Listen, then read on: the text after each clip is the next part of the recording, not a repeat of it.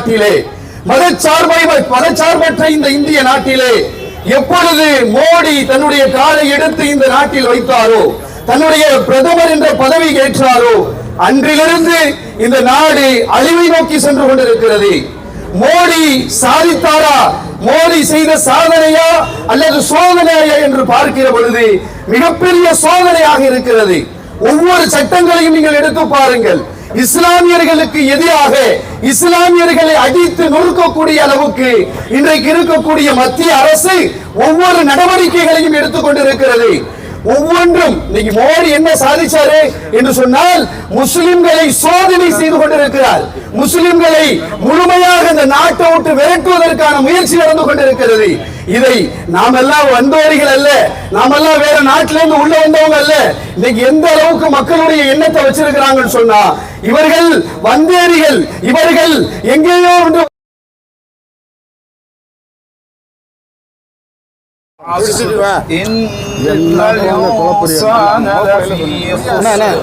إلا الذين آمنوا وعملوا الصالحات وتواصوا بالحق وتواصوا بالصبر. ஆர்ப்பாட்டத்திற்கு வருகின்றிருக்கக்கூடிய நமது அறந்தாங்கி சட்டமன்ற தொகுதியுடைய உறுப்பினர் மாண்புமிகு அண்ணன் எஸ். ராமச்சந்திரன் அவர்களையும், இந்த ஜமாத்துடைய தலைவர் அண்ணன் SNK ஷேக் அப்துல்லா அண்ணன் அவர்களையும், மாவட்ட ஜமாத் உலமாவுடைய தலைவர் மீனாஞ்சலி அஜத் அவர்களையும், ஜமாத்தார்களையும், இந்திய யூனியன் முஸ்லீம் லீக்குடைய மாவட்ட செயலாளர் சாதிகளை உள்ளிட்ட அத்தனை பிரமுகர்களையும், இந்த அறந்தாங்கி நகரத்தைச் சேர்ந்த ஜமாத்தார்கள் அத்தனை பேர்களையும் வருக வருக என அன்போடு வரவேற்று இப்ப ஆரம்பமாக ஷிபாத்திலா இந்திய யூனியன் முஸ்லீம் லீக்குடைய MSF மாநில துணை செயலாளர் ஷிபாத்திலா அவர்கள் ஓரிரு நிமிடங்கள் கண்டன உரை. கொஞ்சம்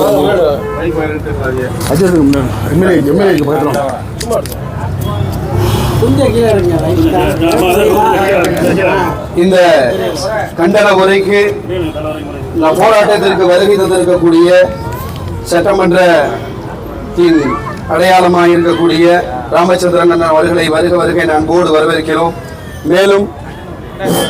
மேலும் இந்த சிறப்பு மிக்க கண்டன உரைக்கு வருகை தந்திருக்கக்கூடிய நம்முடைய இந்திய யூனியன் முஸ்லீம் லீக்குடைய தலைவர், செயலாளர் மற்றும் அனைத்து விதமான நண்பர்கள், சகோதரர்கள், ஜமாத்தார்கள் அனைவர்களையும் அன்போடு வரவேற்கிறோம்.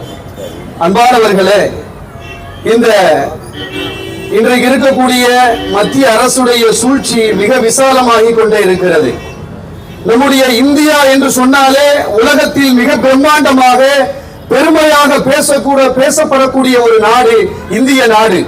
காரணம் என்னவென்று சொன்னால், மதச்சார்பற்ற நாடு இந்த இந்திய நாடு, வேற்றுமையில் ஒற்றுமை உள்ள நாடு இந்த இந்திய நாடு.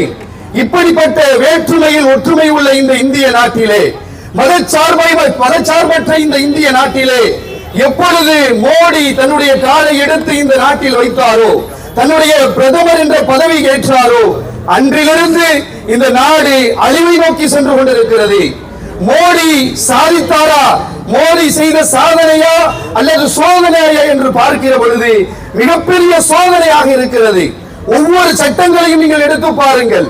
இஸ்லாமியர்களுக்கு எதிராக இஸ்லாமியர்களை அடித்து நொறுக்கக்கூடிய அளவுக்கு இன்றைக்கு இருக்கக்கூடிய மத்திய அரசு ஒவ்வொரு நடவடிக்கைகளையும் எடுத்துக்கொண்டிருக்கிறது. அன்பானவர்களே, நாம் ஏன் கண்டிக்கிறோம், நாம் ஏன் இதை எல்லாம் போராடுகிறோம் என்று சொன்னால், நாம் இன்றைக்கு வக்ஃப் செய்யப்பட்ட பள்ளிவாசலில் தொழுது விட்டு வந்திருக்கிறோம். இந்த பள்ளிவாசல் அல்லாஹ்வுக்காக வக்ஃப் செய்யப்பட்ட பள்ளிவாசல். அதுபோல இந்த இந்தியாவில் இருக்கக்கூடிய ஒவ்வொரு வக்ஃப்களும் அல்லாஹ்வுக்கு சொந்தமானது. அந்த அல்லாஹ்வுக்கு சொந்தமானதை முழுமையாக நினைப்பதற்கு இந்த மத்திய அரசு முடிவெடுத்துக் கொண்டிருக்கிறது என்று சொன்னால், இதை ஒருபோதும் உண்மையான ஒரு மூமின்கள் ஏற்றுக்கொள்ள முடியாது. எந்த ஒரு மடையனை இந்த சட்டத்தை ஏற்றுக்க மாட்டான். யோசிச்சு பாருங்களேன், ஒரு இந்து சகோதரர் இருக்கிறார், ஒரு இந்து சகோதரர், ஒரு முஸ்லிமான ஒரு மனிதர் இருக்கிறார். அவர் மதம் மாறி இந்துக்கு போயிட்டார். இந்துக்கு போறதற்கு பின்னாலே அவர் சொத்த இந்து அறநிலைத்துறைக்கு எழுதி வைக்கிறாரு. அதை நாங்க வாங்கிக்கிறோம் இந்த மத்திய அரசு சொல்லுது. அதே ஒரு இந்து சகோதரர் இஸ்லாத்திற்குள்ள வருகிறார், முஸ்லிம் ஆகின்றதுக்கு பின்னாலே தன்னுடைய சொத்தை இஸ்லாமிய இந்த சொத்துக்கு வக்ஃப் வாரியத்திற்கு நாங்க எழுதி வைக்கிறோம் சொன்னா அதை ஒருபோதும் ஏற்றுக்கொள்ள முடியாது. 5 வருஷம் நீ இஸ்லாமியர்களாக பிராக்டிஸ் பண்ணணும் அப்படிங்கிற ஒரு சட்டத்தை இந்த மத்திய அரசு போட்டு இருக்கிறது.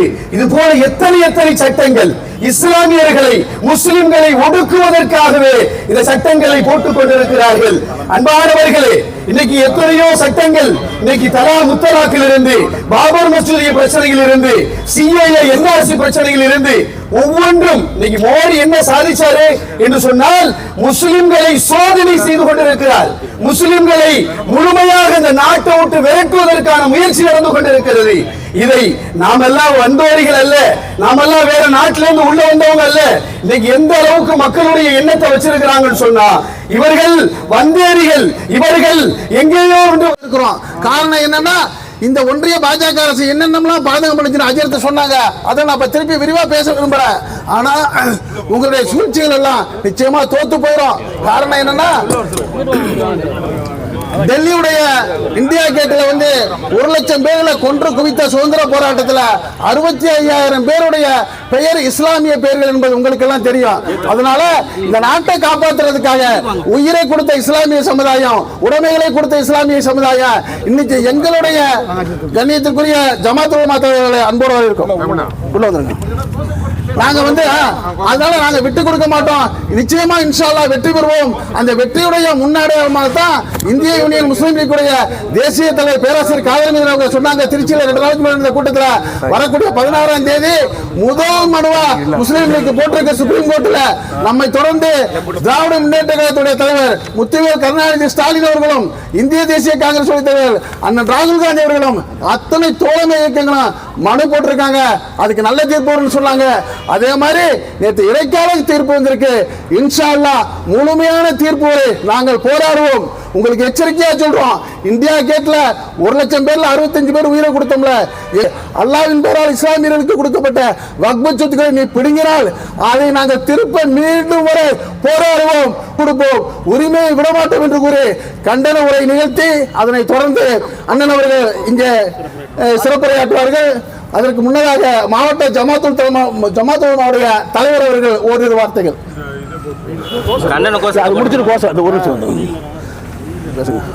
அத்துன்யா சிஜுருல் முஃமினீன். இந்த உலகம் முஸ்லிம்களுக்கு சிறைச்சாலை என்று எங்கள் உயிருக்கு மேலான கண்மணி நாயகம் ஸல்லல்லாஹு அலைஹி வஸல்லம் சொல்லியிருக்கிறாங்க. அந்த வகையில் எங்களுக்கு நாங்களே எதுவும் செய்து விட முடியாது. அல்லாஹ் ரசூல் என்ன சொல்லியிருக்கிறாங்களோ அதைத்தான் செய்ய முடியும் என்ற கட்டுக்கோப்போடு வாழக்கூடியவர்கள் தான் இஸ்லாமியர்கள். இந்த கட்டுக்கோப்போடு கண்ணியம், கடமை, கட்டுப்பாடு வாழக்கூடிய இஸ்லாமிய மக்களுக்கு இருக்கக்கூடிய இந்த வக்ஃப் சொத்தை திருடுவதற்காக வேண்டி சட்டம் போட்டு ஒரு கூட்டங்கள் வந்து கொண்டிருக்கிறது, வந்து விட்டது. அதை அடக்குவதற்காக வேண்டிதான் நீதிமன்றம் இப்படி தலையிட்டு நல்ல ஒரு தீர்ப்பை வழங்குமாறு நாம் கேட்டுக்கொண்டு அதற்காக வேண்டிதான் இந்த கண்டன கூட்டம். மிக விரைவில் இந்த ஒன்றிய அரசு வீழும் அடிக்க அம்மியும் அமரும் என்று சொல்வார்கள். அடிக்க அம்மியும் அமரும், அமித்ஷாவும் நகருவார்கள்.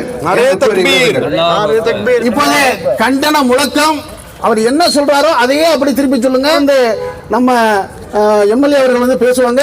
இதற்கு மிகவும் ஒத்துழைப்பு கொடுத்த ஜமாத் உலமா பேரவை, இந்த பள்ளியுடைய தலைவர் அண்ணன் ஷேக் அப்துல் அண்ணன் அவர்கள், இந்த பள்ளியுடைய நிர்வாகம், இந்த ஊர் ஜமாத்தார்கள், உங்கள் அத்தனை பேர்களுக்கும் எல்லாம் உள்ள இறைவன் இங்கே கூடியிருக்கணும், அத்தனை பேர்களுக்கும் பேரர்கள் புரிந்து நல்வாழ்வு தர வேண்டும் என பிரார்த்தித்து கண்டன முழக்கத்தை இந்திய யூனியன் முஸ்லீம் லீக்குடைய மாவட்ட துணைத் தலைவர் அன்பு சகோதரர் அப்துல் பாசித் அவர்கள் இப்போது பேசுகிறார்கள்.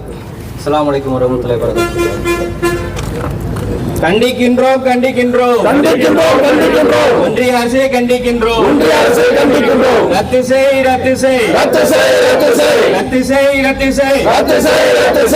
திட்ட சட்டத்தை ரத்து செய். அபகரிக்காதே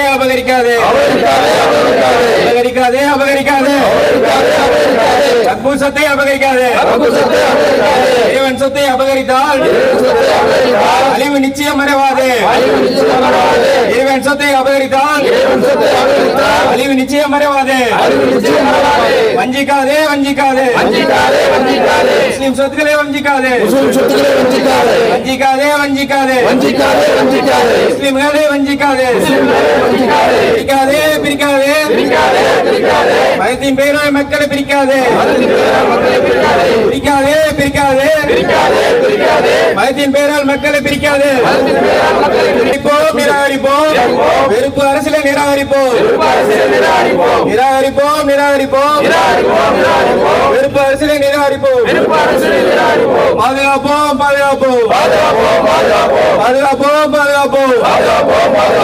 அரசியலமைப்பு சட்டத்தை பாதுகாப்போம். ஓங்கட்டும் சமூக ஒற்றுமை ஓங்கட்டும்.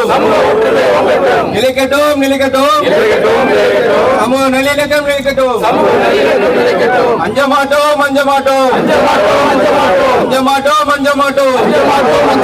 அடக்குமுறைக்கு அஞ்ச மாட்டோம். பணிய மாட்டோம் மாசத்திற்கு பணிய மாட்டோம். வெல்லட்டும் மதச்சார்மை வெல்லட்டும். இந்தியர்கள் ஒற்றுமை வெல்லட்டும். நாரே தக்பீர். சட்டமன்ற உறுப்பினர் அண்ணன் அவர்களுக்கு முஸ்லிம் லீக்கின் சார்பாக இங்கே இந்த பொன்னாடை போர்த்தி கௌரவிக்கப்படுகிறது. நாரே தக்பீர்.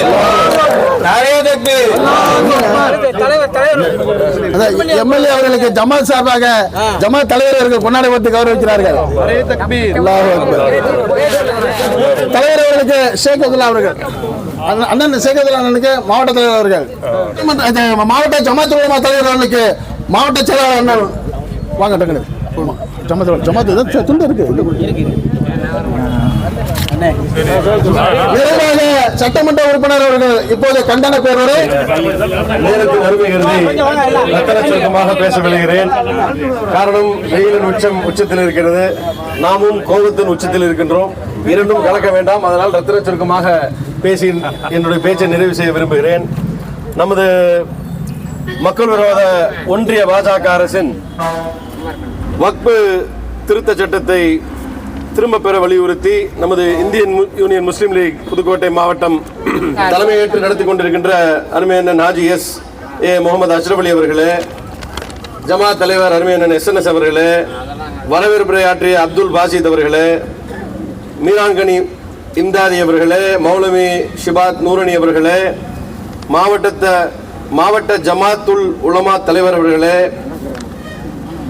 சாதிக் அலி அவர்களே, ஜகபூர் சாதிக் அவர்களே, முகமது பாட்ஷா அவர்களே, காங்கிரஸ் கட்சி வட்டார தலைவர்கள் முத்து அவர்களே, நகர தலைவர் வீராசாமி அவர்களே, காங்கிரஸ் கட்சியின் சிறுபான்மை அணி மாவட்ட தலைவர் அசாருதீன் அவர்களே, நூர் முகமது அவர்களே, மரியோர் அவர்களே, அஜயகுமார் கோஸ் அவர்களே, ஜாலுதீன் அவர்களே, முகமது அபுதாலிப் அவர்களே, அலாவுதீன் மோகன் மற்றும் இங்கே குழுமியிருக்கின்ற கிரீன் முகமது அவர்களே, டிஎன்என் பீர்சேகரன் அவர்களே, பஷீரன் அவர்களே, அருமையண்ணன் முஜிபுர் ரஹ்மான் அவர்களே, அனைவருக்கும் மதிய வணக்கத்தை தெரிவித்துக் கொண்டு நேற்று ஒரு இனிமையான செய்தியை நாம் அனைவரும் பார்த்திருப்போம். இடைக்கால நிவாரணம் வழங்கியிருக்கிறது உச்சநீதிமன்றம். இடைக்கால நிவாரணம் வழங்கியிருக்கிறது உச்சநீதிமன்றம். 5ஆம் தேதிக்கு மறுபரிசீலனை மறு விவாதம் நடக்கும் என்று உச்சநீதிமன்றத்தில் நமது தமிழக மாண்பு முதலமைச்சர் அருமையண்ணன் தளபதியார் தலைமையில் போட்டிருக்க மனு ரிட்டு பெட்டிஷன்லாம் எடுத்து ஒரு இடைக்கால தடை என்று அறிவித்திருக்கிறார்கள். வக்பு என்பது பொதுமக்கள் கொடை செய்ய வேண்டும் என்ற நோக்கத்தோடு நல்லெண்ணத்தோடு ஒரு மனிதன் இஸ்லாத்திலே போட்டிருக்கோம். ஒரு மனுஷன் இறந்ததுக்கு அப்புறம் எப்படி வாழணும்னா, ஒன்று தான் செய்யும் கொடையினால், அதான் முதல். ரெண்டாவது, தனக்கு தான் இறந்தது பின்பு தான் கற்ற கல்வி கற்ற அறிவு மற்றவர்களுக்கு கடத்தும் விதத்திலே இருக்க வேண்டும். மூன்றாவது, அவன் மறைந்த பின்பு தன் பிள்ளைகள் தனக்காக துவா செய்ய வேண்டும். இதுதான் 3 இஸ்லாத்தை சொல்லியிருக்கு. இதுல முதல்ல சொல்றது கொடை தான். 50 கடவுளே ஜகாத் தான் சொல்றாங்க. அப்படி தன்னுடைய நிலங்களையும் ஒரு நல்ல இயக்கத்துக்கு மக்கள் தான் இருந்தாலும் இல்லாட்டும் மக்களுக்கு, ஏழை எளிய மக்களுக்கு சென்றடைய வேண்டும் என்ற நோக்கத்திலே கொடுக்கப்பட்ட சொத்துக்களுக்கு 2013 வக்பு என்பது 1993 இந்தியாவில் சட்டம் கொண்டு வரப்பட்டது. 2013 இதே மாதிரி சட்ட திருத்த மசோதா நடந்தது. அப்போது காங்கிரஸ் ஆட்சியில் இருந்தது. அப்ப கொண்டாந்த இந்த சட்டத்தை மாற்றியமைக்க வேண்டும். இருக்கிற சட்டம், நல்லா இருக்கிற சட்டத்தில் பிளவு ஏற்படுத்த வேண்டும். நம்ம ஊர் பக்கம் சொல்ற மாதிரி களங்கள்ல தான் மீன் பிடிக்கணுமாங்க இல்லையா, களங்கள்ல மீன் பிடிக்கணும் என்று நினைக்கிற பாரதிய ஜனதா ஆட்சியோட அரசாங்கத்தோட நினைவுகள் கண்டிப்பாக நிறைவேறாது. எங்கள் தலைவர் ராகுல் காந்தி முதலே சொன்னார், இந்த சட்டம் என்பது மக்கள் விரோத சட்டம் இல்ல, சட்டத்துக்கும் புறம்பான சட்டம், அரசியலமைப்புக்கு புறம்பான சட்டம். ஆர்டிகல் 25, 26 ஒரு மனிதன் எந்த சுதந்திரமாக எந்த மதத்தையும் நம்ம நாட்டில் மதசார்பின்மை நாட்டிற்கு முன்னாடி பேசுற சகோதரர் சொன்னது போல வேற்றுமையில் ஒற்றுமை என்பதுதான் நமக்கு தாரக மந்திரம். எந்த மதத்தையும் நம் விருப்பத்திற்கு ஏற்ப we have the freedom to religion, எந்த ரிலிஜனாக இருக்கலாம். அதுக்கு புறம்பான சட்டம் இது கோர்ட்டுக்கு சென்றா செல்லாதுன்னு முதல் சொன்னது எங்கள் தலைவர் ராகுல் காந்தி அவர்கள். அதே போல இது உச்சநீதிமன்றத்துக்கும் சென்றிருக்கிறது, இடைக்கால நிவாரணம் வந்திருக்கிறது. இதற்கு முன்னெடுப்பாக நம்ம தமிழ்நாடு முதலமைச்சர் அருமையண்ணன் தளபதி அவர்கள், உங்களுக்கு தெரியும், ஒரு கவர்னரை போட்டு சட்டசபையில் நாங்களாம் இருந்தோம், எந்த தீர்மானம் போட்டாலும் இது நிறைவேறாம இருந்துச்சு. பெரிய கொட்டுற மாதிரி உச்சநீதிமன்றம் ஒரு பெரிய கொட்டை கொட்டி இதுவரைக்கும் இந்திய வரலாற்றில் ஒரு 10 தீர்மானங்களை உச்சநீதிமன்றம் அறிவித்து சட்டமாகினது இதுதான் முதல் முறை. இந்த செய்தி பிடிச்சிருந்தா லைக் பண்ணுங்க, ஷேர் பண்ணுங்க, நம்ம அரசியல் ஆயிரம் சேனலுக்கு சப்ஸ்கிரைப் பண்ணுங்க, மறக்காம பக்கத்தில் இருக்க பெல் ஐக்கானை கிளிக் பண்ணுங்க. என்று இணைந்திருப்போம். நன்றி, வாழ்த்துக்கள்.